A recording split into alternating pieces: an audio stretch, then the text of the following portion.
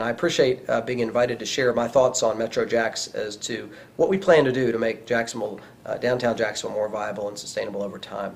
I want to talk about the projects that we have just passed through City Council that I think will be tremendous improvements for those folks that want to live or work or even visit downtown, and that is doing a better job maintaining our public space. I would argue that one thing we can control at City Hall is how we maintain and invest in our public space. And by doing a good job with our parks and our Riverwalk, we can attract more investment. We can attract desirability, people wanting to be here. So unfortunately, we have 3 parks in the urban core that have been somewhat neglected over time and have not been kept up. And I'm encouraging this council, and fortunately they've agreed, to consider significant investment in those parks. The 3 areas we're going to invest the $23 million include the replacement of the South Bank Riverwalk, which I think anyone who's been on that facility recently recognizes it's in terrible condition.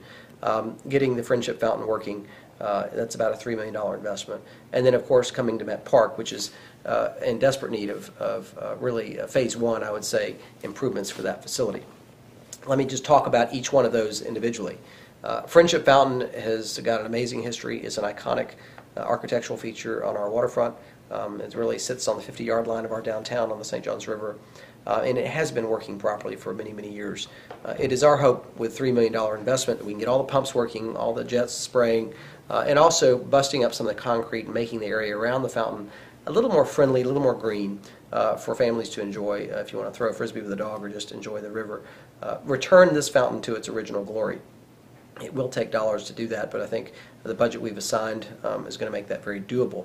Long term, would love to see Mosh become an architecturally significant a museum larger than it is today that is oriented more to the fountain and to the river, and of course open that area up as much as we can. The next project is the South Bank Riverwalk, and this is the brainchild of Mayor Jake Godbold. After visiting a city on a chamber leadership trip, I came back with the notion that we should celebrate this river in a more dramatic way, and he actually started the Riverwalk, and it was a great idea, and it was the beginning of something that's been wonderful to expand for many years. The challenge they had back in the 80s was that money was tight, and they had to make it out of wood because it was simply affordable. And today that wood has served its useful life, and we have somewhat of a decaying of a pretty important amenity. We're proposing we basically take out the existing Riverwalk as we know it today and go back and replace it with more durable materials, concrete, things that will survive time, and improve access and walkability on that Riverwalk. So we're going to spend quite a bit of money, $10 million plus, on that facility, making it more attractive, more usable, and have the capacity to survive time better than it does today. Excuse me. The third investment is basically Met Park, and this is an area I've had a lot of personal interest in because I think it's such an amazing piece of land that's so underutilized. Met Park sits in the middle of some pretty amazing community assets. Obviously the stadium, the ballpark, and the arena, which are all really grade A facilities and attract millions of people to our city a year into these complexes.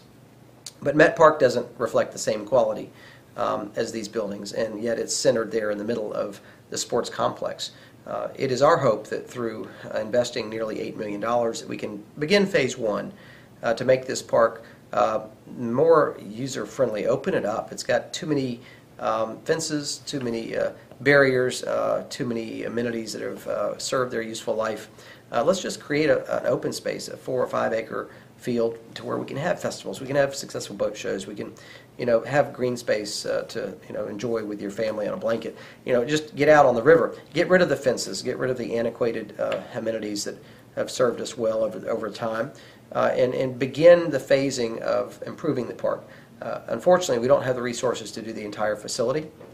It's a very expensive proposition because you're talking about 30 or 40 acres on the river that includes the band shell and other amenities. But we need to start, at some point, and I would argue starting on the west end and moving east and cleaning up and opening up and making sure that when you're in that park you can appreciate and see the river from almost any point and have more flexible space to accommodate the various things that we'd like to see over the years, festivals and expansion of big games, Georgia, Florida, Gator Bowl, and things, Jaguar games, things of that nature. So those are the 3 projects. Have a lot of hope that those improvements will drive more traffic, more capital investment, and be the platform for more walkability in our urban core.